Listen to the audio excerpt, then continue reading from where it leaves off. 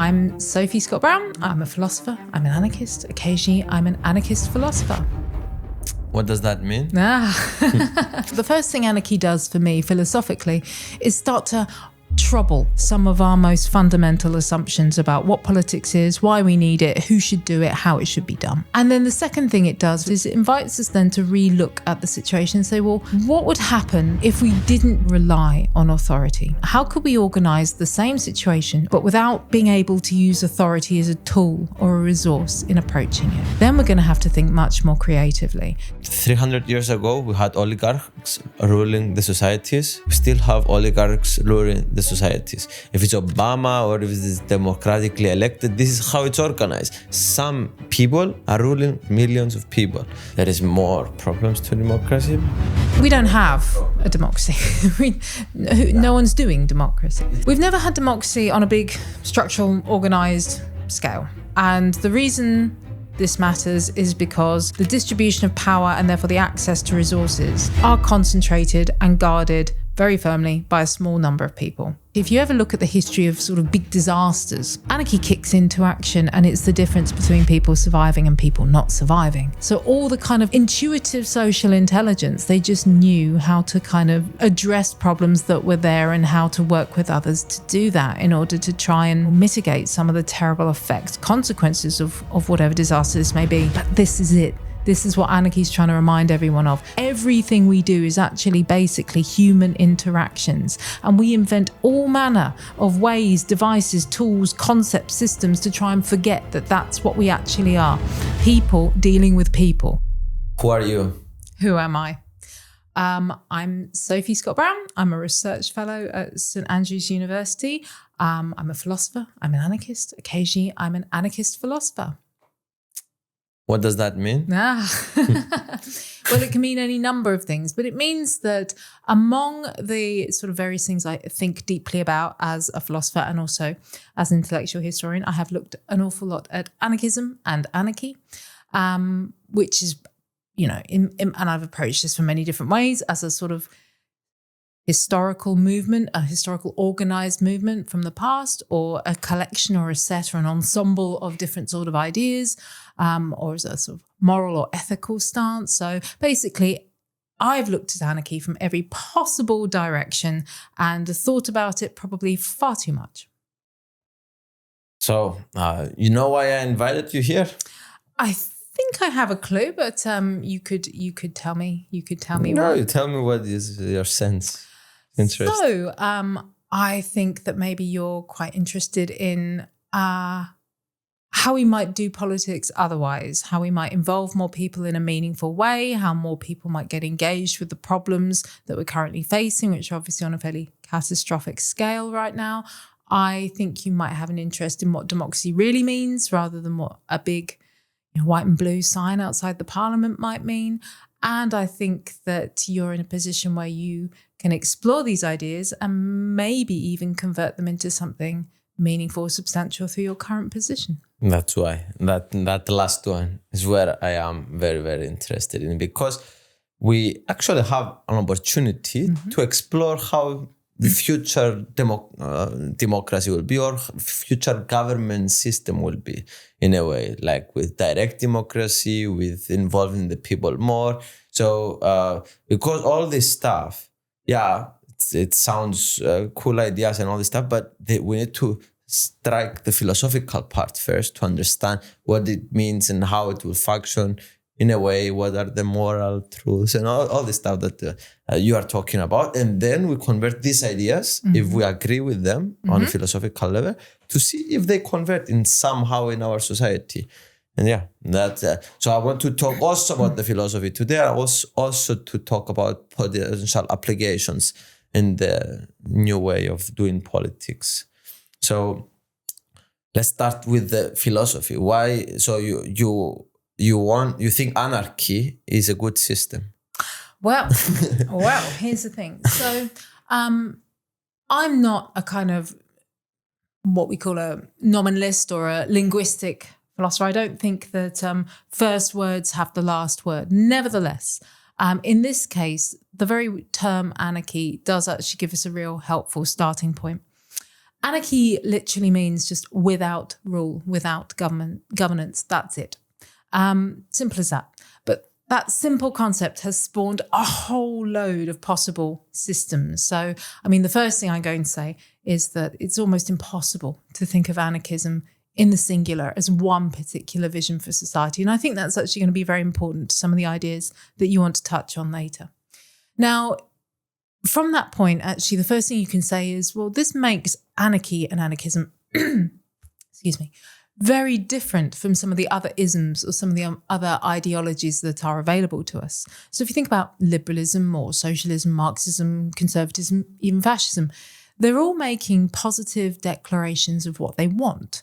More liberty, equality, the vision of Marx realized in the world, a return to a previous order of some description.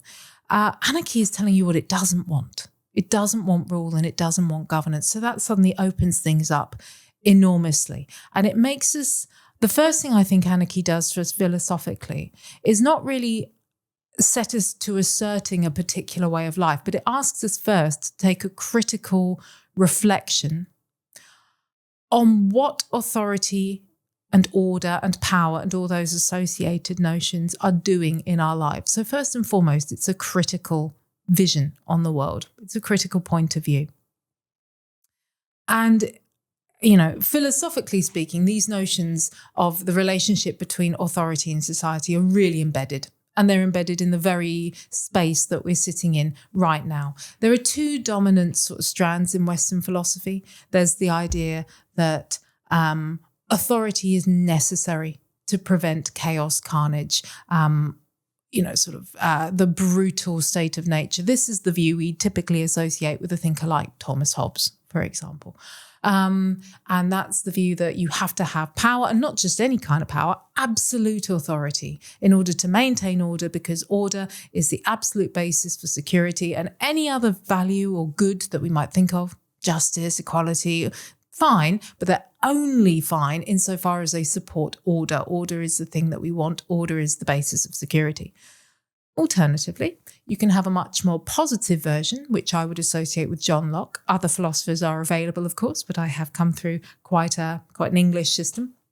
So John Locke, who's far more of the opinion that authority is the conduit to human progress, that we need progress, that we're naturally sociable beings, and that actually if we can just get authority to help us coordinate or organise our cooperative instincts in the same direction, then we can make wonderful progress. And I think that's the notion that would be informing this kind of space that we're sitting in now, the European Parliament, the notion of international cooperation, international laws that we can all get on board with to help us make progress as a species together.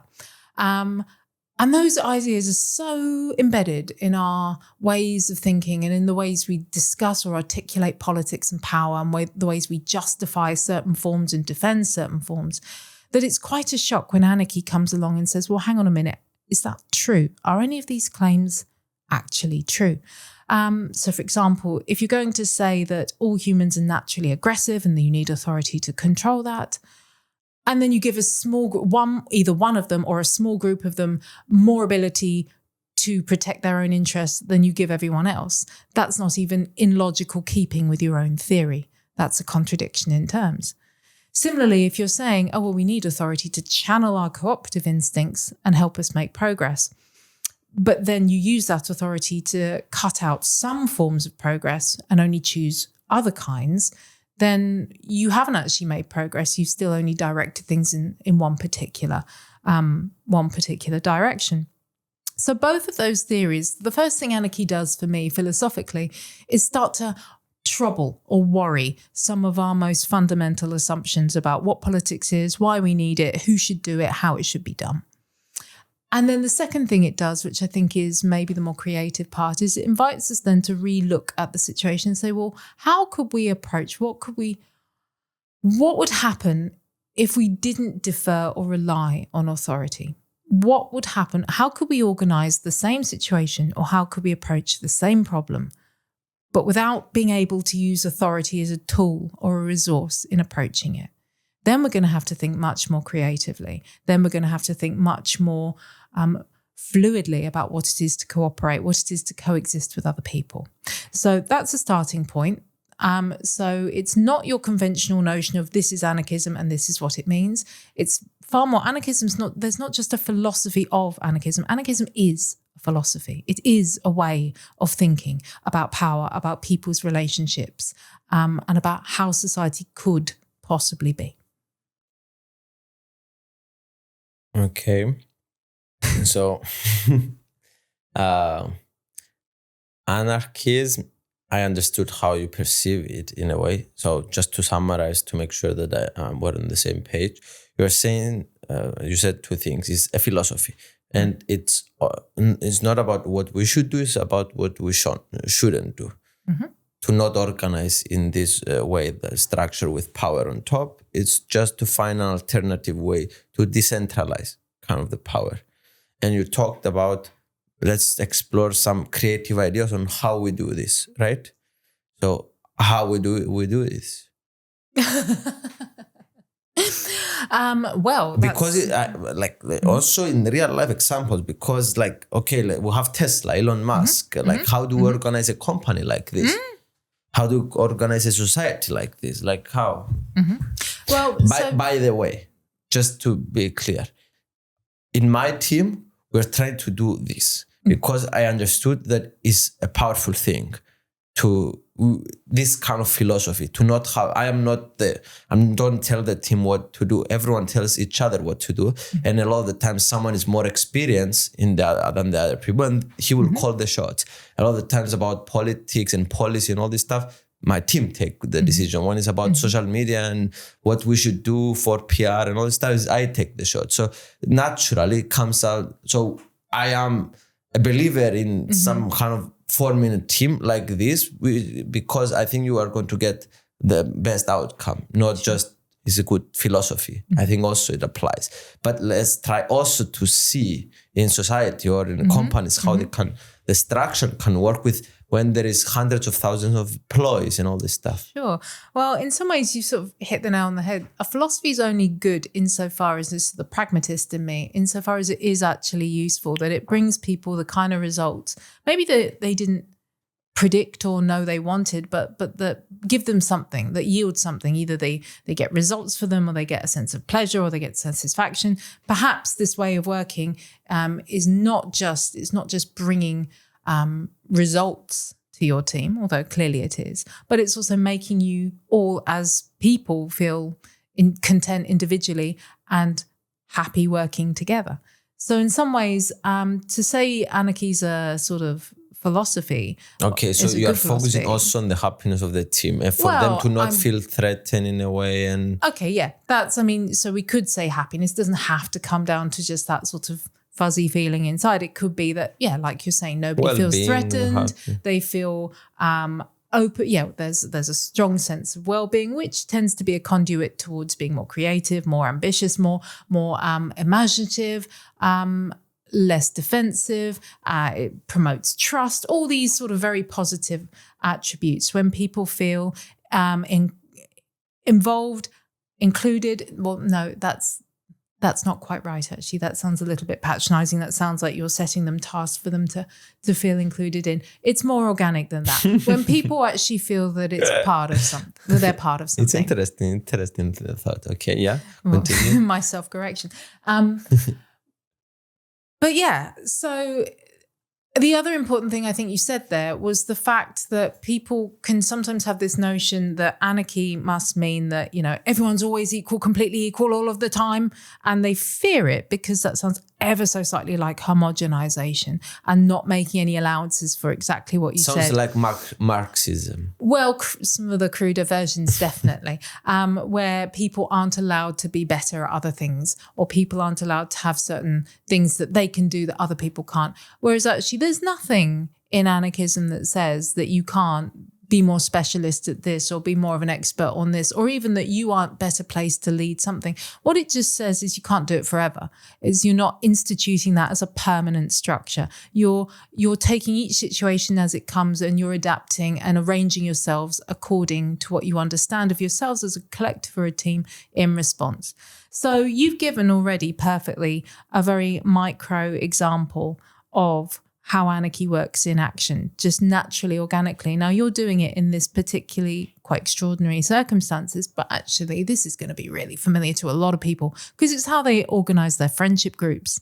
I think it was Aristotle famously used to say that actually the nuts and bolts of democracy actually lie in neighborliness, the concept of neighborliness. And we can actually generally do this. And here's the thing. When people look at me sort of with a slight alarm when I talk about anarchism and they think it's something terribly outlandish or something terrorists do or whatever. Yeah, that will break things. And they'll break things, or it'll be, or the other extreme that it's utter utopian, very sweet but gibberish. And I sort of say, well, I bet you're practicing some form or other of it in your life. Or if you're not, then I bet you don't have too many friends, because actually it is just actually the currency that we use, a social currency that we're all capable of, but we downgrade it. And, I'm just to be slightly provocative there, I noticed you did that slightly. This is how my team works. But how on earth would we do this in a huge company with hundreds of thousands, or in a nation, or in a collection of nations? Well, we use all these aggregates. Please talk about the friendship. Okay. Explain more about the friction. How does that work in a friendship to understand? Because it's easy for me to say to understand in one example, but let's give an example for everyone in their life that they're doing. Sure. So now, as a few caveats, of course, there are such things as toxic friendships, but we call them toxic for a reason because they're probably not friendships. But in a kind of normal account of friendship that most people would recognize as being something that they've even experienced or had some degree of recognition over, you have a group of people who, like you, it's not like family. They sort of, the famous, I think, quote that you can choose your friends, but not your family. Well, you can choose your friends. So there's a voluntariness in friendship. And you come together quite organically, to use a term that I'm borrowing from Emile Durkheim's sociological theory. Organic solidarity is where that's not something you're forced into. You're not born into a tribe. You're not born into a family. You are coming together as a group voluntarily. That's the really important point. And within that group, you're going to have dynamics, and they're going to go up and down, and you're going to have waves, and you're going to have rhythms. And yet somehow you manage to do things together, like maybe you plan an event. Maybe you're going on a trip together. Maybe one of your party's already been there. That makes them the best person to decide the route. But then when you choose to do another activity, that changes. Somebody else might take charge. This sounds petty. This sounds trivial. This sounds like, why on earth are we sitting here on a serious political podcast talking about what I do with my mates at the weekend? But this is it. This is what anarchy is trying to remind everyone of. The nuts and bolts of everything we do is actually basically human interactions. And we invent all manner of ways, devices, tools, concepts, systems to try and forget that that's what we actually are. People dealing with people. So when you talk about huge companies, and maybe we'll go on to do that, or not even huge companies, medium-sized companies, or nation states, or whatever, you are finding ways to try and distance yourself from the fact that what you really mean when you talk about any of these things is so many sets of interactions between people. Everything happens somewhere, at some place, at some time. And it doesn't matter how much we try and disguise that. What anarchy asks us to do is get back to that moment and have a look at it. And have a look at it to see what are the assumptions we're using to avoid having to fully experience that and all its potential and all its possibility, even the bits we don't like or aren't familiar with or aren't comfortable with. Yeah. So what a society is? Bunch of people. Bunch of people. It's a bunch of people. Without wishing to sound too much like Margaret Thatcher, society, it's not a meaningless term. You can talk about the aggregate things that come out of bunches of people doing stuff together. But it shouldn't become more powerful than the people that are active within it. Shouldn't become more powerful than the people that they are actively in it. Not within our imagination, no. And how is that possible? How is that possible? Well, again... So now the system is more powerful than the people itself. Right because now, they can lock the people inside on COVID, and they can tell them what to do, and they can arrange. So we saw that the system is more powerful than the people in the past. All these abstract notions like systems and societies, they are useful. They do jobs for us. Even notions like laws, notions like rights, okay, they are actually abstractions because what they are shorthands or codifications for how humans interact together. And they are useful. Sometimes you do need to be able to roll up a bunch of things and talk about them in one go, a bit like how you might use very technically precise scientific terms. But the point at which, I suppose, where I object is the point at which we forget that these are tools. They're mental tools to help us, kind of get something done at a particular point for a particular reason. And when they start to take on kind of entities, life of their own, and, right now it is very easy to talk about the system as an entity because that's how it feels. It feels like it's got its sort of own life force, quite separate and distinct of the sort of series of interactions that are occurring from within it. Now, again, it's perfectly reasonable to talk about it in that sense. But again, I suppose my very modest ambition for anarchy is that we come back and say, right, well, yes, all these things have a certain degree of existence, but what's really going on? There is that element where we are talking about what human beings do when they try and coexist together, when they try and work out the problems, what it is to live together, which is hard. And actually, I do find there's a really strong politics in continually deferring to these abstract notions, society, the system, and stuff like that. Because I might sound like I'm deeply trivializing or simplifying things by saying, what is politics? It's the way we work out the problems that we've got together and the way we work them out and the way we work through them. Because suddenly now that's a game anybody can play. Anybody that's got a problem, anybody that's, living amongst other people and has shared concerns. Important, that's right. Important. Yeah, anyone can do it. Even if I'm a kid, 24 years old, I'm allowed to play the game because about how we organize the society. You've got an experience and it's valid, and that makes you, sort of like, by saying this is what politics is, it immediately gives everyone political equality. And that's quite frightening for people that want to think that actually politics is a specialist thing. You got to need to know how to play the system. You got to need to know how society works. You can't possibly have a valid opinion, let alone a creative response to it, if you don't know these things. And that is I think it's a game that the left, the center, and the right all currently play to exclude people, and I think it's left us in an incredibly dangerous place. Yes, because you are just filtering a certain type of people to you can understand society. the problems, so you can make the decisions. Everyone else needs you to do that on their behalf, and that to me is a problem. And when you really meet these people, they're just people. They're just people that they understand not more than you do, and I think they are a bit sometimes more dangerous than the normal people because they think that they know everything, and the perception of thinking think that others don't. Like Socrates, they don't have self-awareness to understand that there is a lot of things that they don't know because they played their whole life this game that they know everything, and they've been told, and then the system reproduces that by and it's filtering these people in. And we have a bunch of nerds ruling us now. No, it's true. Who are very highly trained in a specific way of operating the system. So it's a beautifully circular system. But what it's not doing is intruding outside itself in two ways. It's not getting fresh content in. So it constantly defines the problems. And therefore, if it's defined the problems, then naturally that's going to produce a range of possible acceptable answers. It's like, if you've devised the algebraic equation, you've got the answers implicit within it, sort of thing. And then it's also not getting a variety or diversity of expressive forms. So there's certain ways you have to put things all the time before you can be heard. That doesn't mean that expressing problems in other ways somehow makes them less problematic.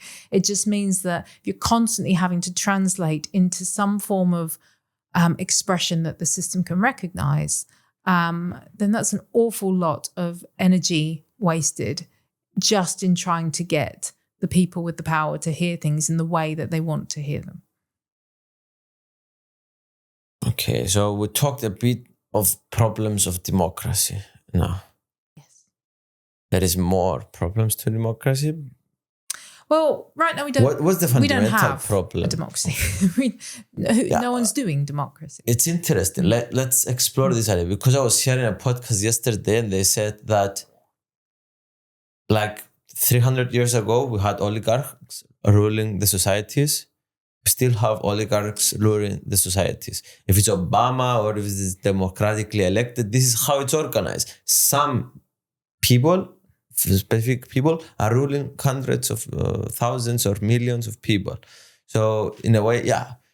Explain what you mean we don't have democracy. Yeah. So, I mean, first of all, I would say, as a historian, I'd be absolutely irresponsible not to say that it does make a big difference when I do broadly agree with that account of representative democracy, that actually there's always a big problem with this notion of representation. People say that, once it was much more stable, people had much more stable identities, it was much more easier to say that you could speak for a group of people's experience.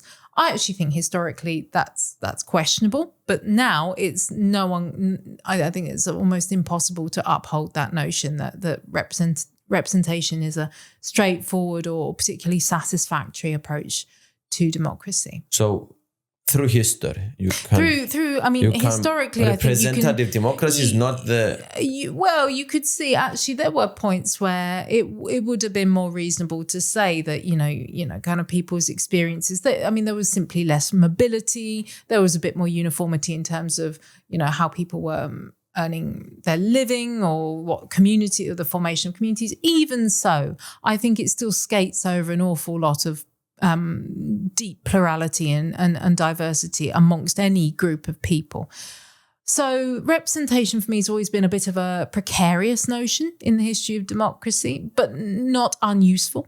And now I think it's just incredibly problematic to be able to claim that with any sort of confidence. Nevertheless, you can say that it's always functioned a bit as you've just described. So actually, the system's sort of in place, and basically all you're doing is giving people the choice of which candidate they're going to put into the same system every 4 years from certain types of people. It used to be a bit more diverse, but you don't have a big choice. It's like two people who am I voting for, because these are the two people that they have the more chances. So sure.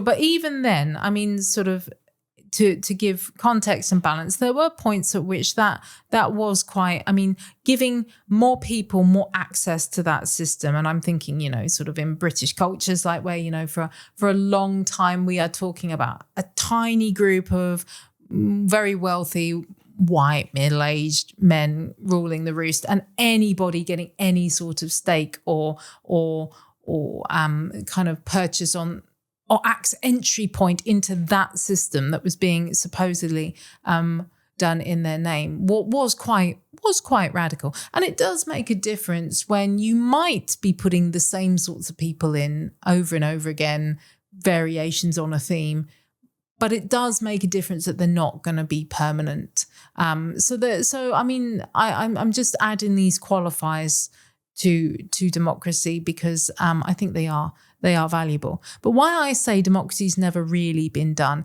is that actually that sort of idea that that famous phrase, rule of the people by the people, I think I'd settle for just rule with the people, or people, just actually taking more responsibility for what it means to live together. Because at the end of the day, that is actually, and not necessarily just through these kind of specialist spaces, like we're going to go to the parliament, we're going to go to the council chambers, but just actually democracy is an entire culture, an entire way of life, a way of working together, a way of living within a community together, a way of educating together. Not everybody has to be a sort of active citizen in my account of democracy, but people do have to have recognized political equality and have a sense of expectation of themselves that they have every right to be full and active participants, collaborators maybe is the better word, in their lives. I mean, it's as simple as that, really. Okay, I want also to go a bit back later to the history of the government systems, because you're a historian and all this time, and talk about some examples that happen in the history. If we ever had democracy, if any political system that we had in the past, it was superior to others and all this stuff. But so you're saying that we never had democracy, period. And you are saying that the way that we are forming these societies is problematic by itself, and we need to have the people first instead. But we need to start imagining at some point in this conversation how it looks like, right, in a modern society. Because now it's maybe easier to organize society with social media and all this stuff, but how it looks like, this system that you are describing in modern society. Sure. So how would it actually work? I'm just going to go back a step, because this is relevant. We've never had democracy on a big structural organized scale. And the reason this matters is because the distribution of power and therefore the access to resources, so the distribution of decision-making power and then the access to the means to carry out those decisions, are concentrated and guarded very firmly by a small number of people. And sometimes we get to play lotto with those people, and sometimes we don't. That's why I say there's been no democracy at that sort of a scale. But there, of course, we have democracy also, as you know, and here I'm slipping and sliding a bit between anarchy and democracy. For me, anarchy is the most robust form of democracy, I suppose. That's how I'm using it. There's an excellent political theorist called Anne Norton who uses the phrase wild democracy, which is to her that sort of kind of anarchy in action, if you will. It's a lovely phrase. And we do it all the time. As I said, a bit earlier on in the talk, we do practice it all the time in our relationships with each other. We somehow manage to come to really quite complex decisions without recourse to some sort of authority figure, be that God, be that a politician, be that a king, be that a law, be that a theory. We somehow still manage to come to some sort of response to something which may just be provisional. It may change. Ideally, it would be. And we live quite happily and fruitfully. So the capacity for democracy has always been alive, and some degree of democracy has always been practiced. And one of the best ways you can see this is actually if you ever look at the history of sort of big disasters, our latest one being, COVID or something like that, or any sort of war situation, anarchy kicks into action, and it's the difference between people surviving and people not surviving, really. So all the kind of mutual aid or the friendly support, the solidarity, even the small acts of cooperation and kindness that people just word into action, people who would never in a million years stand up and call themselves anarchists, and who just kicked into action, knew how to set up a food bank, knew how to set up a food delivery system, knew how to check in on vulnerable people, knew that especially in countries where, don't get me wrong, the COVID response in Britain was very far from ideal, but there were countries in the world where people just didn't get medical attention, medical resources at all. And incredibly brilliant people just instinctively knew, driven by partly a care for others, but partly just this sort of kind of, I want to avoid the term common sense because that carries overtones with it, but just this sort of kind of intuitive social intelligence. They just knew how to kind of address problems that were there and how to work with others to do that in order to try and ameliorate mitigate some of the terrible effects, consequences of whatever disaster this may be it pandemic, be it war, be it other forms of disaster. So it's there, it's throbbing away. It's always been there. So I'm going to be completely awkward and say we've never done democracy, but we also do it all the time, right? So that's a typical philosopher's hedge of an answer. Okay, but how are we actually going to do it? Well, this is relevant because, like I said, good news is, everyone, you're already doing it on some level, or you're very close to it. And the other thing is, again, if we strip out all the perfectionism from anarchy, so we don't need to be as tough on ourselves as to say, well, we can't ever have anyone lead a situation. Yes, we can. We just can't have it forever. Or, we didn't entirely solve that completely cooperatively. We fell out. People argued. The group, some people went off and did their own thing. Does that mean we failed? An interesting example of that. I recently did a bit of work with people who've been very involved in Extinction Rebellion in the UK. And there's a strong feeling among some members of that group that they didn't quite succeed because they didn't fully achieve what they ostensibly set out and said, this is what we want to do. And they felt that internal conflict had been a real problem. And they felt it was frustrating to the overall cause. Some people split off and started doing their own smaller projects in different forms. But to me, this is brilliant.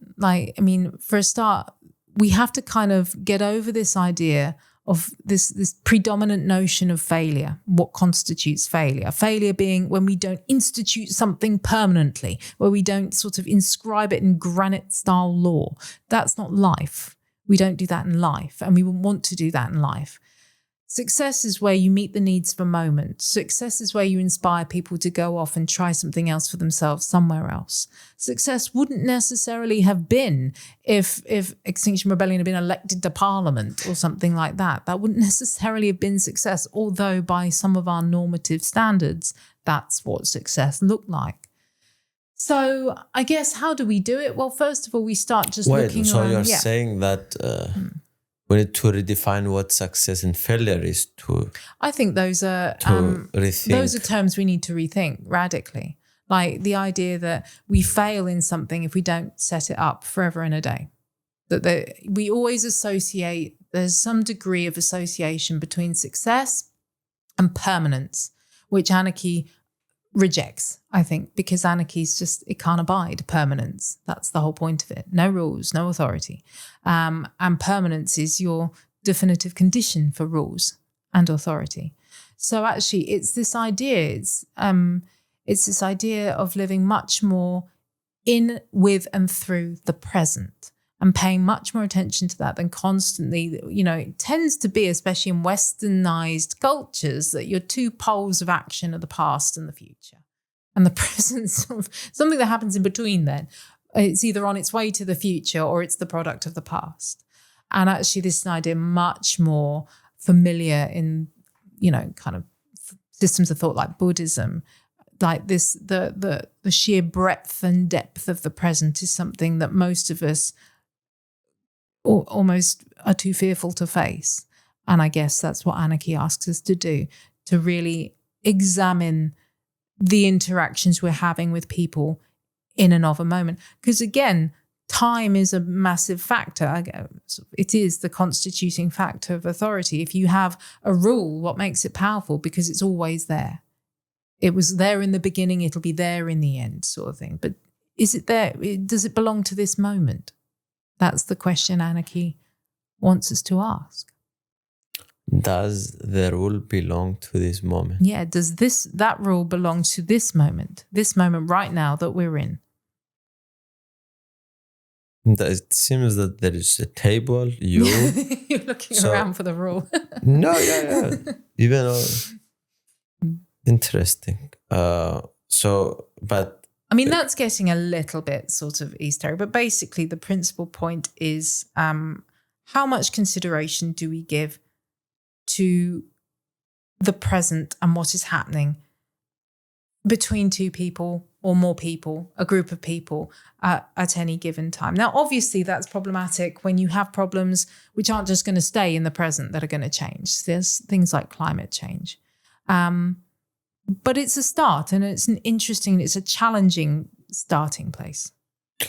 Yes, but you talked very beautifully and romantically about this idea, but I didn't really understand how we organize society like this on a large numbers. I understand on an individual level, we don't need to, maybe you say we don't need to organize society. You're saying society will organize itself. Well, I mean, this is the thing, and this is what I get tripped on a lot, because the kind of anarchism I defend is completely relies on conceding the practice.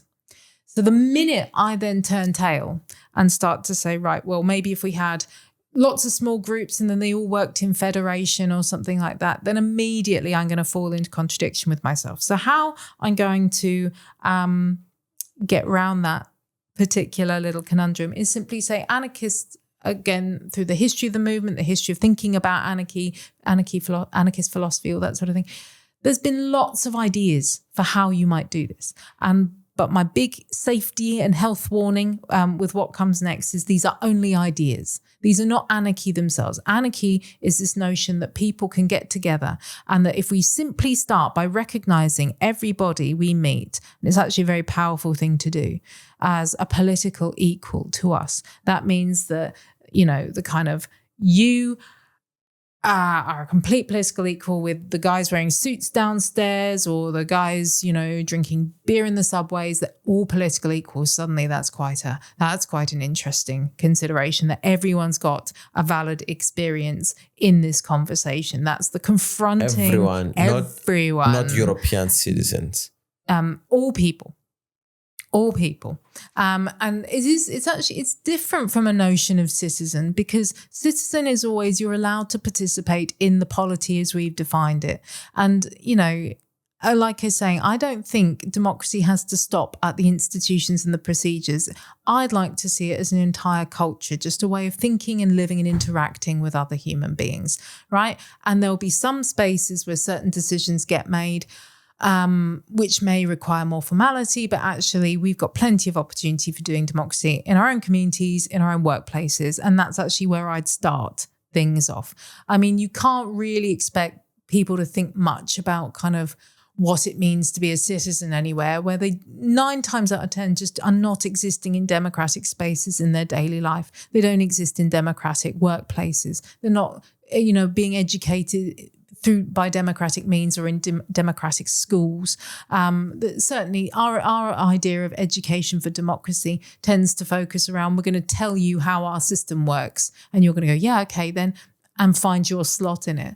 Whereas actually that's not education for democracy. That's not educating people to take responsibility for the decisions affecting their lives and the lives of the people they're interacting with or they're coexisting with.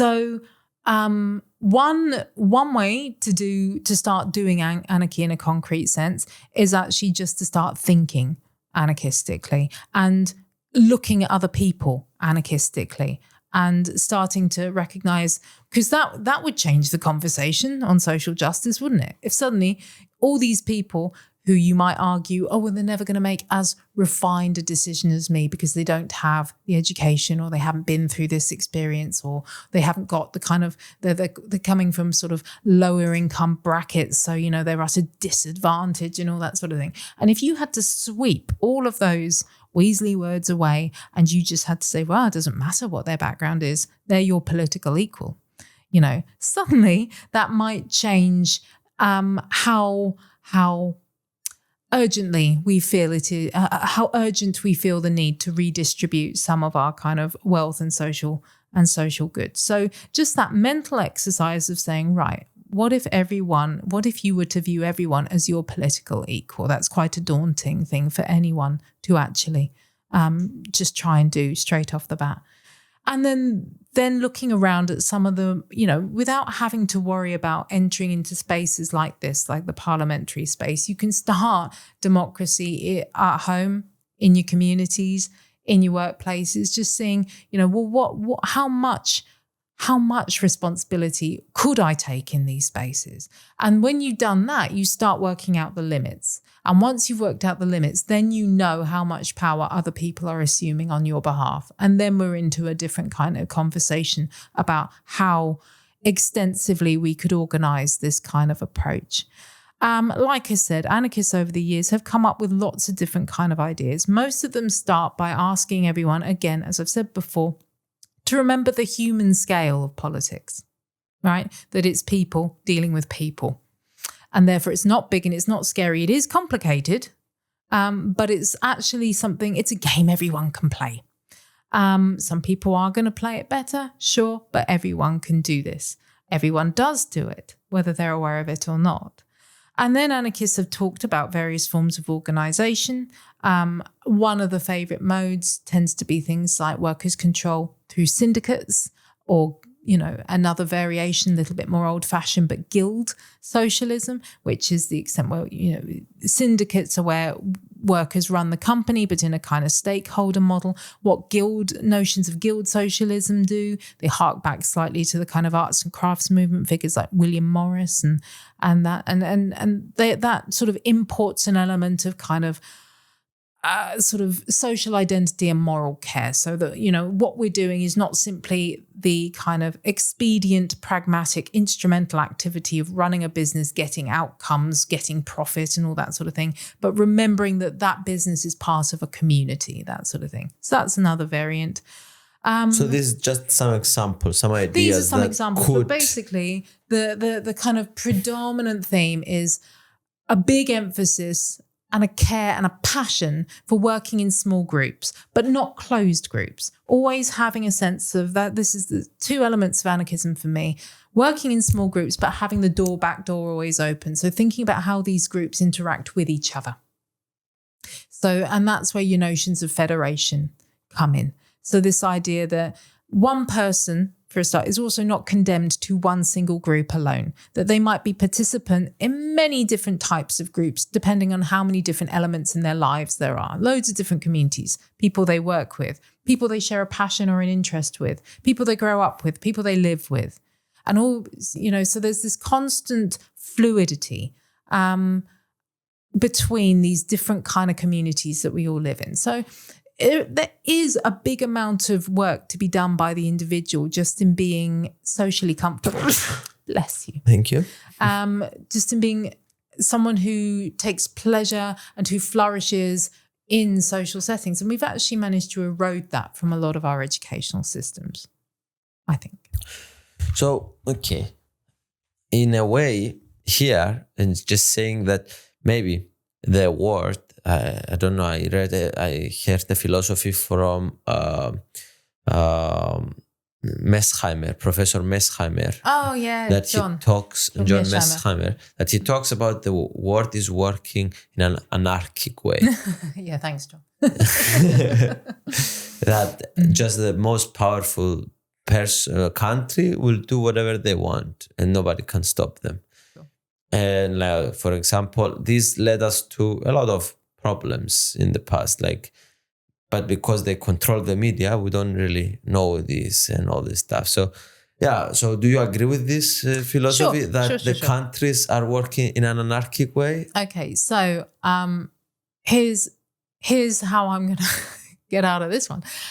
So I think John's right in the sense that when you have an order and it's supposed to do X, Y, Z, and then it doesn't do, or people distort it or exploit it, but the order nevertheless prevails and still exists, you might reasonably be able to describe what happens as anarchy in the sense of, so that kind of definition of anarchy is kind of no rules, no governance within a system which says there must be rules and there must be governance. So I guess what I'm talking about, the reason why my version of anarchy shades in with a kind of very robust account of democracy, if you like, is just to say, well, part of the reason, actually, the insistence and the perpetuation of having those rules-based or authority-driven systems is what's then creating, it's a comparative, right? It's anarchy because we're expecting X, but we got Y sort of thing. Whereas if we started to challenge whether those rules and governance and authority systems are even necessary,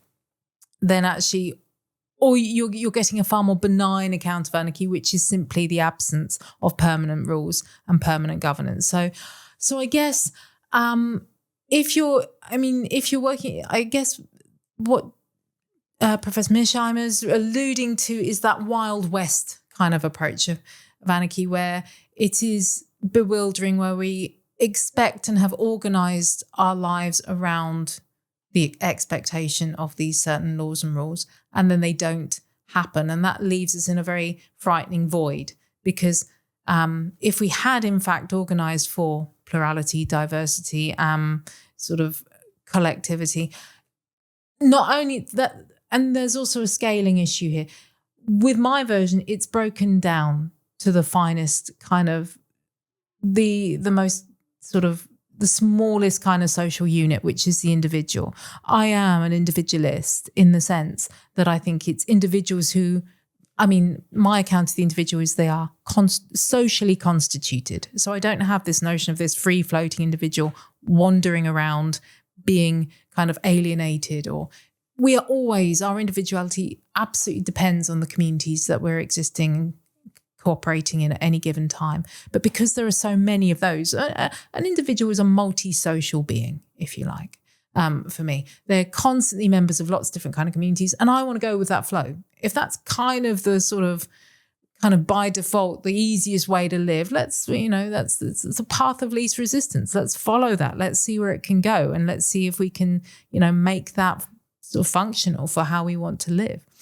Whereas actually, in this rules-based system where small groups of people become so powerful that they're then able to break the rules that they're insisting upon for everybody else, that's completely different, because that's back to your oligarchical system. And I think that's what's happening right now, that small groups of people, again, in some ways it does prove that anarchy is very effective. Small groups of people are cooperating to make vast amounts of chaos.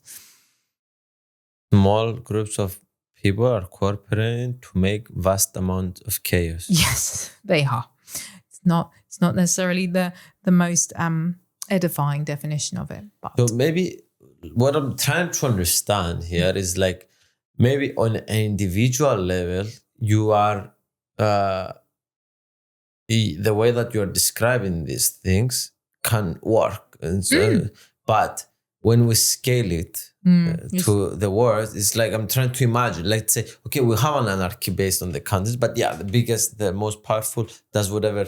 It's like an all. But we've lost control of the big things because we've conceded control of the small things. I mean, that's my point, that we've forgotten.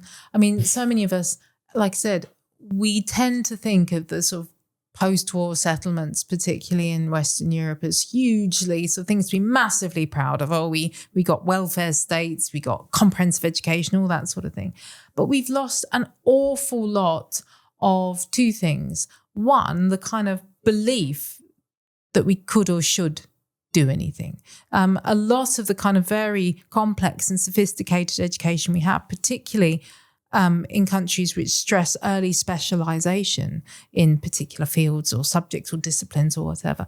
So in some ways we become, I mean, if you think about it sort of visually, it's like distorting, massively overgrowing one small element of life whilst everything else sort of shrivels away a little bit. So I think we've lost an awful lot of the sense that we could or should do things for ourselves, exhibit autonomy, and a lot of capacity as a result, because we don't practice like a muscle. It's like any sort of muscle, it's got a bit flabby. And then we're sort of creating these brains which are hugely swollen in particular areas of specialty or expertise or system knowledge, but very kind of shriveled in other senses. And this is not me, by the way, making an argument that everyone ought to do the baccalaureate or anything like that. I'm not saying that. I'm saying that there is no even balance between kind of sort of different registers or forms of experience or knowledge. There is no kind of incorporating this into applied forms. So when you go through your schooling, you'll be rewarded, for example, if you do well on an exam, which is basically you being a bit like a dressage pony, right? Doing a bunch of tricks that you've been taught earlier on and repeating them back successfully, so successfully that actually you've metabolized the kind of laws and rules and principles behind them. You're not inventing your own maths. You never give much credit for doing that, I've discovered. And nor, like, say that if you work collectively as a group, right, are you commended for the quality of your collaboration or whether you got the output that your teacher was expecting you to get? I actually used to run a course where students were assessed on the quality of their sort of group dynamics and their collaboration. And despite the fact that actually required demonstrably and quantifiably, provably, more intellectual effort on the behalf of the students to not only have to kind of configure or triangulate what they wanted to achieve with the different kind of personalities in their group and how they were going to bring these together to achieve that end, or if they didn't achieve that end, how they were going to come to terms, diagnose why they failed, or change direction altogether, or reconcile themselves to that. You were putting the marks on the student based on their social dynamics. Exactly. And they so got the assessment was based on, and it was a co-assessment, so the students assessed also their feelings for themselves, and then I moderated their view of it. But the outcome was accidental or tangential. It was simply to give them a focus point for their relationships to kind of coalesce around. Right? I didn't care what they anarchy, produced. In a way, we don't believe in. You don't believe in putting marks to people. Well, I mean, in that case, I was a lecturer and I had to. So in general, no, if I had education my way, I see grading as a completely, totally redundant activity that has very little educational meaning or impact. I do see a value in testing because that is simply a tool to find out if someone's understood something or not. But when you grade someone, no, it's completely, it's very sort of educationally poor. Nevertheless, I ran this course and it was always seen as a bit of a soft option, that it wasn't proper, hard, kind of scholarly academic stuff. It was, if it was for me, if you are able to have an emotional intelligence to understand and speak and direct the group and be understood and participate within the group space comfortably, is one of the most important things. Right, exactly. So yeah, but that was the prevailing prejudice that I was working against. We can talk also about education and how it's forming in an anarchic society, but first we can go back and see and to answer this question that I'm very curious, the scale. Which is, okay, a lot of people say democracy is very bad, but the best system that we ever had. So you can answer after I go to pee. Okay. 1 second. It's next to here. And we're back. The question was, in the past, did we ever had more in history how societies organized it? We do have evidence of, like, for example, hunter-gatherer societies. Probably they organize more in the anarchic way that you are describing, and the evolution. Do you have anything close to what you are saying in the past? So it's actually, again, it's an anarchist's favorite activity to root through the annals of anthropology and find, primitive people were definitely more anarchic, or they definitely operated more according to mutual aid principles. I try and avoid doing that because, for a start, the context was so incredibly different. There was, the coercive fact, hunter-gatherer societies, there's nothing inherent in that kind of concept of hunting and gathering, which is necessarily going to make those groups, wherever they may be, more anarchic or otherwise. There might have been some who operated by more sort of egalitarian principles, probably not, though, if you were a woman, it has to be said.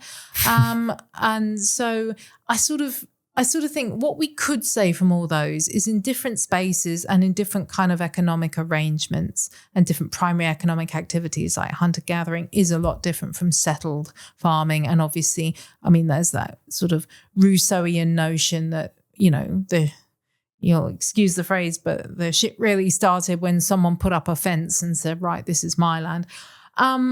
Again, I actually would take a more pluralistic view. You have had small settled agricultural communities who are very cooperative, and you've had ones that are very, very hierarchical. I don't think anarchy actually needs to be sort of proven by kind of a sort of strong historical pedigree. I think it's enough to say all anarchic type behaviors have been present in the past, as I've been saying. They've sort of flown under the radar. But, wherever humans have sort of grouped together, apart from in very extraordinary circumstances, there's generally been some degree of being cooperative or spontaneous, sort of sociable.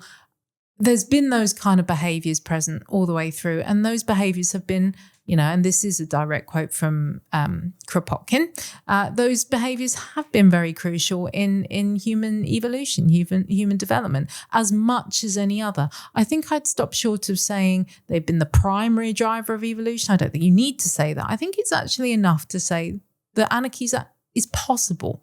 It's not inevitable, certainly not inevitable. It's not sort of our natural being or natural state of being. I think that's an overclaim, but it's possible.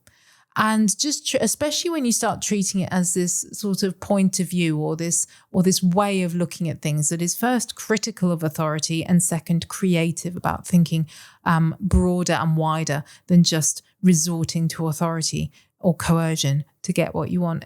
Also, I think if we take this more forgiving approach, like I said, we don't have to have perfect outcomes. If we are more anarchic in how we conduct our lives, insofar as we can, as we've also said, we could all go off into our communities, our workplaces, etc., and look for the spaces that either exist or are open to us, or to see where we might create spaces where we can be more cooperative, more socially creative, if you like. But we are going to come up against ceilings, and that's the truth, because power dictates that. If either of us, if we sort of... But we are already coming to ceilings ourselves. This is how things work. Exactly. We are coming to ceilings, but the only way you change that, I think, insofar as we're getting on to talking about sort of an anarchist theory of revolution, if you like, simply by starting to reclaim some power, even in small ways, starting to think of yourself as a decision maker, starting to recognize the value and the equality of others as decision makers or potential decision makers, is at least one step closer towards creating the sort of cultural shift that would make it even possible to challenge some of those barriers. So you don't want to go back in time and say, oh, this was closer to anarchy or not, or 100 years ago, this system or this country, because we're going to get it out of context. Yeah.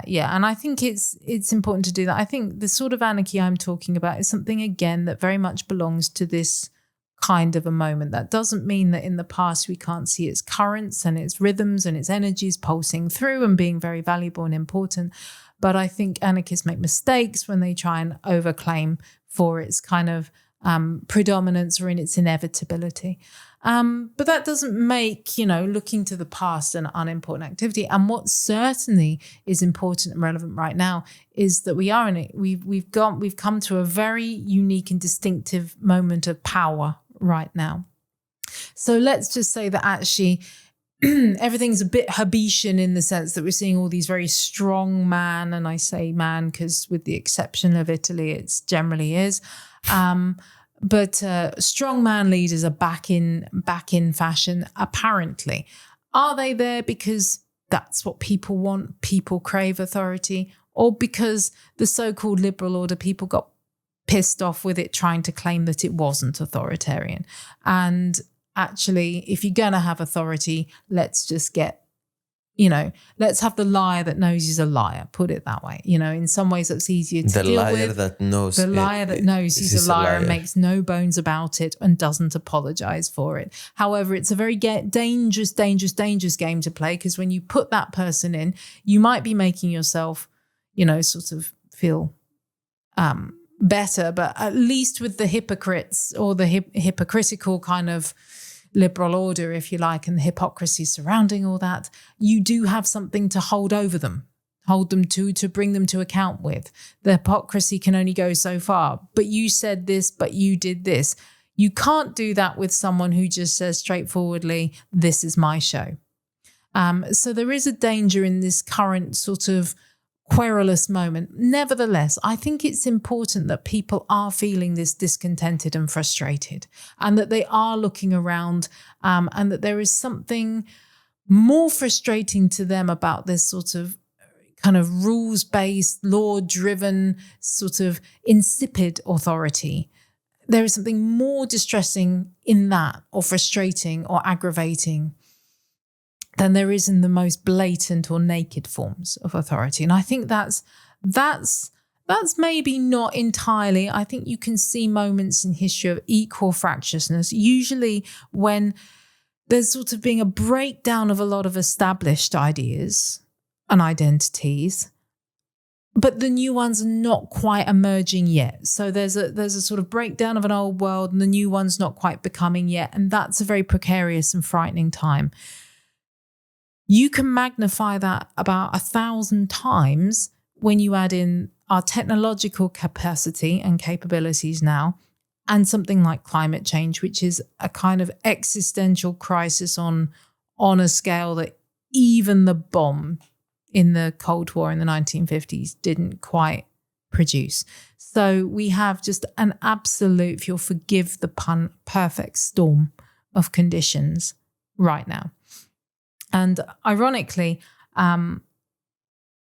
we are seeing an anarchy in the John Mearsheimer sense of small groups of disproportionately powerful people that the system's not been able to check or balance running amok. Ironically, another possible future would be the kind of anarchy I'm describing, where a lot more people, we disperse and redistribute the decision-making power and the resource to act on those decisions far more finely.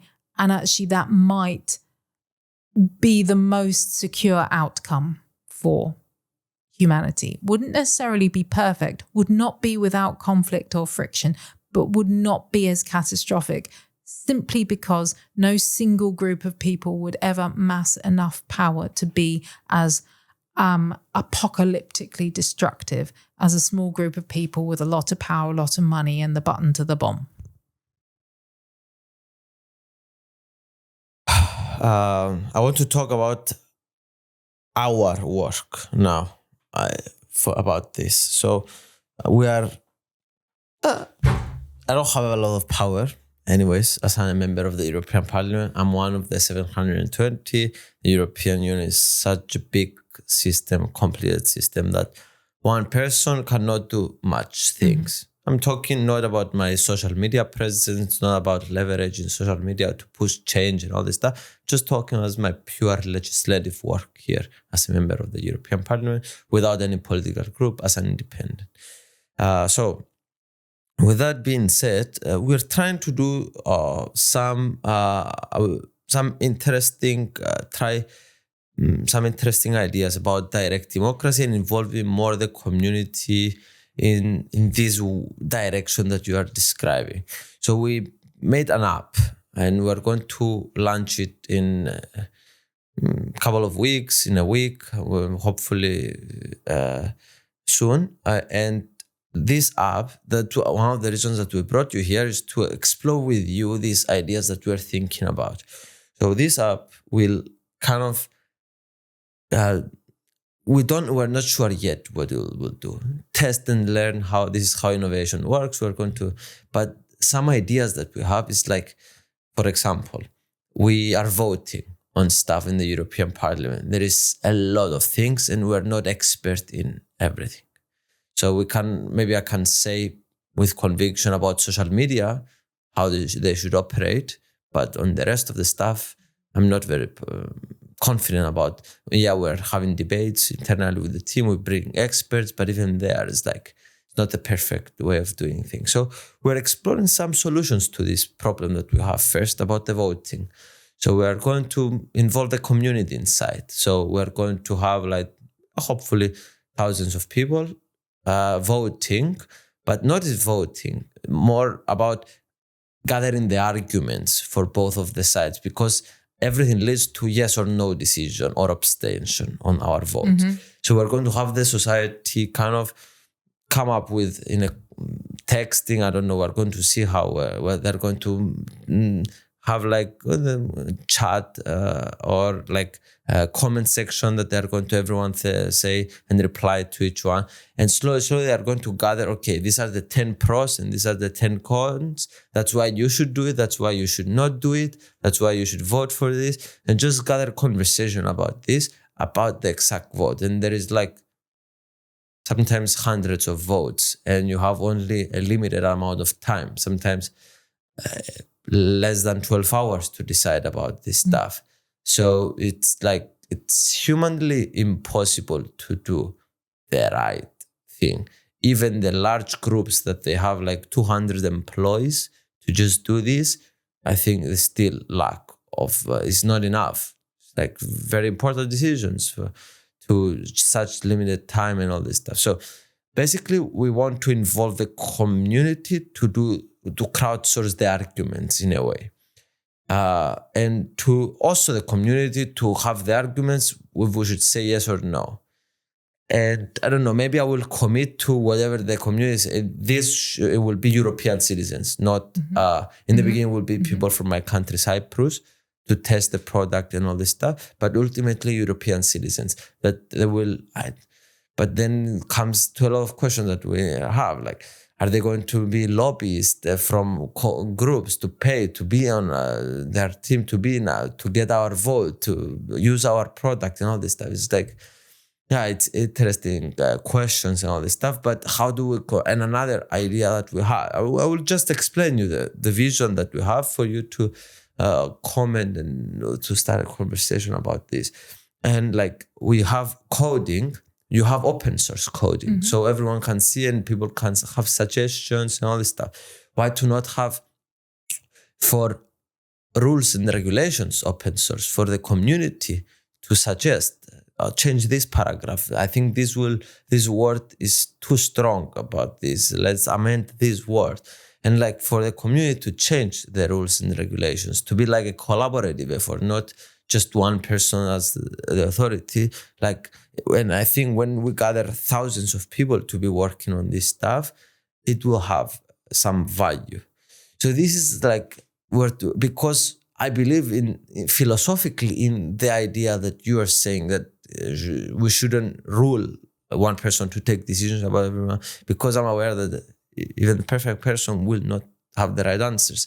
But I believe in the wisdom of the crowds in a way. So yeah, so these are some attempts that we're going to do. And I'm curious to hear, because you have a lot of experience in also not pushing the society to a certain direction when you're trying to do this experience. Don't make them biased. Let it come naturally to them.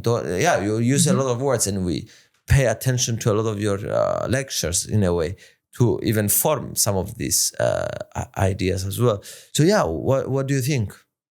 Well, for a start, congratulations. And it's, I think, the sheer decision that you want to try doing this is incredibly important. So I want to make that clear before I say anything. I think it's brilliant. And it is an important question because I often talk on the philosophical plane, or I delve into history. Well, actually, history is quite useful there, because what history does is ground the philosophy, and it always makes you alert to, well, wonderful, that's how it could look ideally. But actually, it only really matters when it's playing out in practice. And the reality that we have to deal with now is one where there's a parliament that's making rules that's going to affect people's lives. So to just sort of say, I'm going to go off and have my lovely community group and we're all going to have a wonderful time over here and screw you guys. Well, that's not unimportant, but it's not actually going to help make any difference. So with all that said, I think it is like these notions of sort of open sourcing, crowding, like, I don't think you're ever going to get away with that. There will be some people that start gaming your system for whatever reason. That is just what people do. And they will do that because there's a system to be gamed, so they'll game it. I think also there may be a danger where, sort of when you talk about the crowd, again, I'm interested in the members of the crowd and how they're interacting together within that crowd system. So again, I sort of think that if you are, ironically, you could end up being a victim of your own success if you do get thousands of people commenting on this, that, and the other. I mean, well, that's going to be, you're going to have to do some serious aggregation to get any to extract any kind of collective think from that. There are some sort of maybe sort of refinements that you might find as you experiment with this resource along the way. So you might, for example, think about whether you want, not gatekeepers, but facilitators. So, for example, if there are key community organizers who have access to large networks of people, particularly specialist networks, again, I don't think it's any bad thing. If you're wanting to get crowdsource expertise, if you know roughly the sorts of people who may have particular strengths in certain areas, and there you cultivate people who, like I said, they're not gatekeepers, they're facilitators. They're going to open the door, not check the gate, sort of thing. So it might be that you can do organizational forms such as that. Slightly aside from this interview, I'll put you in touch with a couple of people. To make sure that there is no gatekeepers. No gatekeepers. Think instead of facilitatory roles, people who can bring you to the crowds of people you want to be talking to.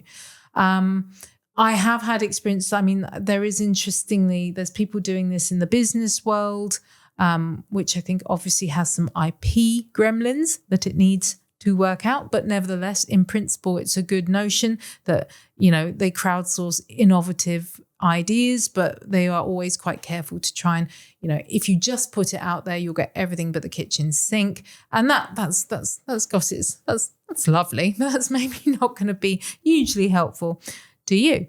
So this notion of reaching communities who might, you can do a couple of things. I think the other element is this app is just a tool to make things more transparent, is in itself a virtuous and useful thing to do.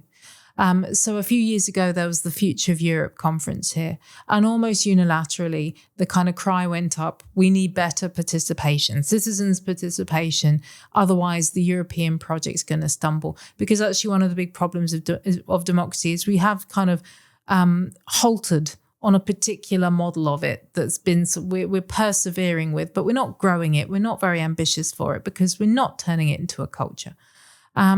So one of the things that you can use this app for, actually, it might be as simple as demystification and transparency. Let people know what actually goes on in here. You yourself have already made an amazing contribution to that by saying, look, I'm 24. I haven't got XYZ degrees in political science. Well, maybe you have, but I have done this. Zero experience in politics, I'm proud to say.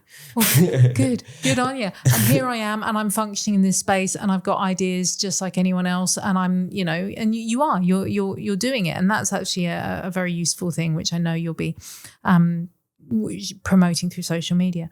But demystifying, making it more transparent, and then if you genuinely want.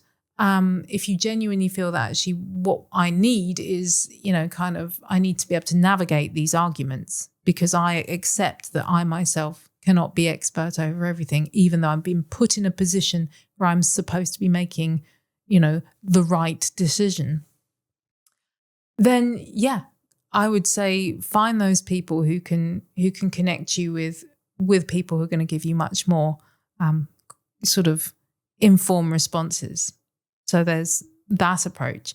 And then finally, just on the whole mission, as it were, of, well, can I use my position to promote more robust forms of democracy? I would point you to the case history of Agora, which is the citizens' assembly that took place in Brussels. In Athens? Brussels. Yes, Agora. A few years ago, it was named for the Athenian one, and they have that was a fantastic experiment, which was a case of trying to take very grassroots, organic, experimental, direct, and deliberative forms of democracy, and then give them some translation into a parliamentary system. And what was interesting was not just the places where they were effective, but the struggles they had with that, because that will maybe show what the limits of change a system like this are willing. What was this, a seminar or something? Was this a seminar or something? No, it was a genuine project. It was a citizens' assembly that returned a sitting member of parliament to the Brussels Parliament, not the European Parliament, but the Brussels Parliament. Happy to put you in touch with the organisers if that's interesting to you. They would probably be very worth consulting. But so just in that sense of accepting there'll always be some limits, but what you can do with this platform is use its sort of kudos. and its solidarity. I mean, you can be going to schools and university, colleges, all that sort of thing, and possibly that is your most fruitful audience. And actually just starting that process of inviting people to a democracy, of actually just going in and saying to, people who don't normally think of themselves as having any right, and especially given your relative youth, this will be particularly effective, of just planting that idea right from the get-go. You don't have to be a politician, guys, but here's the kind of thing, here are the kind of decisions we're talking about. What do you think?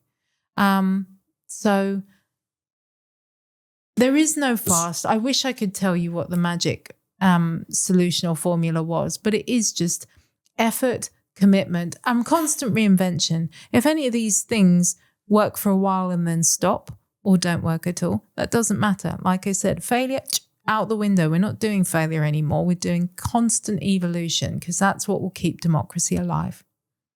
But about so you think there need to be some gatekeepers to kind of moderate? Facilitators. Moderators in a way for the conversation. Moderators. I think if you're talking specifically about this function of getting informed views on pros and cons of a certain particular motion that's been put up and that you have to vote on, you're not going to really need to moderate that in the same way as just a complete, kind of free-for-all in the public sphere, which, again, that has its use. But in terms of really good quality deliberation, if we're saying, well, actually anarchy is not just the sum view of what a crowd that may be impassioned one day or bored the next day. If actually really good quality deliberation has always got to be a bit smaller in scale. So it's always got to be a bit more done through the small communicative group, maybe in connection or conversation with many other groups. But if you take that approach, say you have a particular motion on, agricultural policy or whatever, and you can find sort of those people, those fixers or facilitators, if you like, who can connect you to those communities, you won't really need to moderate, because people won't they will give you conflicting views, but sensible ones. So you'll be able to, you won't need to kind of fish out the chaff from the wheat, so to speak, because you're talking to the right people, basically. And then you'll just have to decide between any particular issue will have its spectrum, and you'll have to decide which way is tipping the balance. But I'm afraid not to live from the natural process of doing things, to have some centralization. That I want this to be natural. Like that's kind of one take that I took. How do we make sure that this is natural for the community to do? This to not feel directed in a way from me. So we provide them with just the papers, hundreds of thousands of papers to see all this. Do I explain sometimes of the vote? Do I speak anyway at some point? So again, I think you've got to accept a certain degree of translation is going to happen. And this certainly was the experience, as I understand it, that took place in Agora. So the people who gathered to talk about the sort of issues that would eventually, in one form or another, be debated in the Brussels Parliament, they weren't going to do that. They were ordinary people. They were doing lots of things. They were sort of recompensed for their time and what have you, but they weren't going to pour through the kind of dense documentation that unfortunately probably lands on your desk with alarming rapidity these days.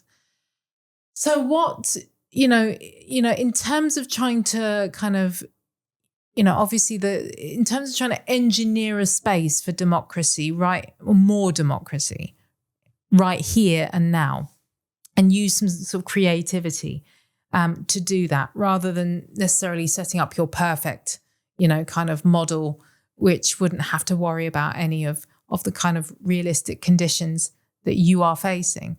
Okay, put that to one side. How do we work in this space? I think that notion of you're going to have to ask the broad general questions. So there's going to have to be maybe some process where your team is able to formulate, well, what is this vote really sort of, what is the kind of underpinning question in this vote? It's quite hard to do this without a concrete example, but let's say it is on some sort of agricultural policy, or maybe it's related to climate change. And the sort of larger question you're saying is this going to have a generally positive effect for kind of the sort of agricultural economics, or is this going to be too deleterious for the kind of impact of the climate to justify the economic gain? You're going to have to find a way of phrasing it, because again, if you are able to be in touch with the right kind of communities, and that's not to say, like I said, this is again, we're talking about how we're trying to achieve something in this space. I'm not saying that, everyone wouldn't have some valid opinion about a food security policy, right? Affects all of us. That's exactly what I'm saying. But I think it's reasonable to say that if you want to kind of, expand democracy step by step, inch by inch, which is the most secure way to do it, rather than just say, right, everyone's in charge of these complex and very specific decisions right now, immediately, off you go. Yeah. The intermediate step is sort of, whilst you build up the general capacity for doing democracy, you need to just stretch. It's like doing yoga. If I aim for the split straight away, there's going to be tears before bedtime, right? It's got to be bit by bit, bit by bit, bit by bit. And right now, it would be a democratic act to bring more informed views. So, on a food culture policy, if you could get people to connect you with producers, people to connect you with consumers, people to connect you with scientists, people to connect you with activists, are the people who care about these issues and think about them a lot. They're the people that will give you a rich information spectrum to work with. So that's one element. But in terms of, I guess what I'm saying is you could use your position. I like this idea. I like this idea. I was thinking, because one of the problems that we have is to find the experts of every different field, that they are here in the house. Sometimes there is 50,000, 70,000 employees here in Brussels working for the European institutions. Good Lord. So what? Wow. Yeah. Wow, that's a lot. Yeah, it's a lot. So it's interesting when you ask the people to introduce you to other experts, because we have the power to do this. It's very interesting. Networking. So maybe I'm going to make a video. This is how my ideas come, guys. I'm going to make a video and ask the people to fill forms or introduce to people about this guy about healthcare. Work for communities. And this guy about agriculture. I recommend this guy. He is working in the European Parliament as a, and then we can contact them, and then we can enhance our library of conversation. Crowdsource the communities, not the answers. And I guess what I'm saying is crowdsource the communities, not the communities. Yeah, but I break down your democracy objectives into smaller, more achievable plans or action plans. So on the one hand, like I said, bring more communities into your decision making, because that'll help you and it'll help them. At the same time, there's nothing to stop you using this app to be more transparent about, look, guys, this is what goes on in this space, the good, the bad, and the ugly. Here it is. I'm not going to hide it from you. I'm not going to gloss it behind, official speak. This is what I stood for. This is what you should know happens here. Some of it's great, some of it's shit. And then the final element is, like I said, should you ever have any time at all left through your social media or through your personal presence, just literally, and this was a technique that the civil rights movement used brilliantly and the peace movement moved brilliantly, just literally go and invite people to democracy, go into universities, go into schools, go and find young people. And don't say you should be good citizens and take part and do good voting. Go and tell them what's on the agenda. Yeah, what excites you? Yeah, so say, do you care about this? Okay, you don't care about this. Well, what do you care about? Does it bother you that your country doesn't have any food security? Does it bother you that when America decides to adopt more protectionist policies, that's actually going to screw up a whole load of countries who haven't been worried about food security for a long time? I mean, or another way you can put that issue, sorry, it is a bee in my bonnet, this one, that obviously the theory that we all entangle our economic interests together is supposedly a way that we withstand or prevent war. But when we don't agree with this? No, it's a brilliant plan. But the thing is, when you do that to the extent that you don't have a baseline security and you don't produce a baseline security, then you leave yourself more vulnerable to authoritarianism. Like all Adam Smith's ideas, it is theoretically can't be faulted, but in practice, it always forgets that people really like power. And that we've never had an opportunity for a truly disinterested market barometer, because we've never had free trade, because we've always had quasi-feudal interests acting upon it. So that's the problem with those sort of notions, that we can all entangle our interests and somehow it'll all work out in the balance. Because it never starts balanced. There's no sort of, and it never then achieves balance. We're back to the oligarchies again. I'm a bit confused about this idea that you're describing. So tell me, so you disagree with this free trade thinking that will solve? No, I've done another one of I agree with it in theory, but I don't think it happens in practice ever. Theoretically, it's not a bad idea because it's the same principle as what anarchy is trying to describe. Goodness me, did I just equate Adam Smith with anarchy? You scratch anyone, you'll find an anarchist. But this idea that you break down you can't have any concentrations of power. You break down power, one, you disperse it. And then number two, you entangle people's interests so that even if they do feel antagonized with one another over a particular issue, their mutual interests will ensure that never becomes catastrophic. So the theory being that you can keep waving sabers at each other and, being very angry, but you're not going to tip that over into catastrophic war because actually you've got too much to lose not to. So that's the sort of trade-off theory. And that would work fine, only actually it doesn't work because we haven't dispersed power adequately enough and small groups are able to get hold of disproportionate amounts of it. So that's why it's a good theory that doesn't work. Even if we benefit from trading with each other, some groups of people can overtake that and have been. Well, we're seeing that's sort of what's happening. Whereas actually, if we genuinely did the kind of global marketplace thing, theoretically, there's no reason why it wouldn't work. So you're just saying it's good theory, but it doesn't really apply. Historically, it hasn't worked, and we're at a moment in time where we can see it not working very loudly. Yeah. Well, I'm curious to see, how did you find the conversation? I really enjoyed it. It was really your brain is very chaotic. It's like you're jumping from one topic to the other. It was very interesting to see your brain working. It's anarchic. Anarchic, not chaotic. Continue. How do you find the conversation? Yeah, it's interesting. It's challenging. It's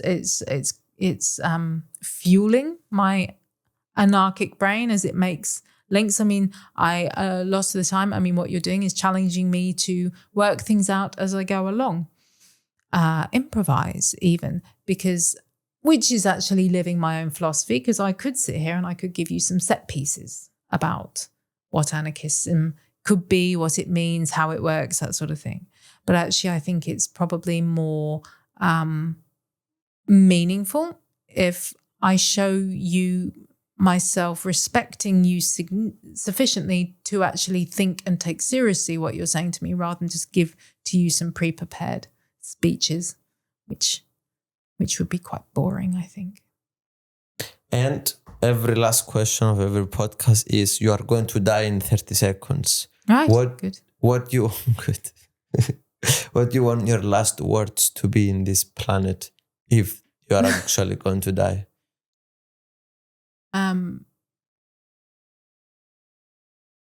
Anarchy, it's not as bad as you think it could be.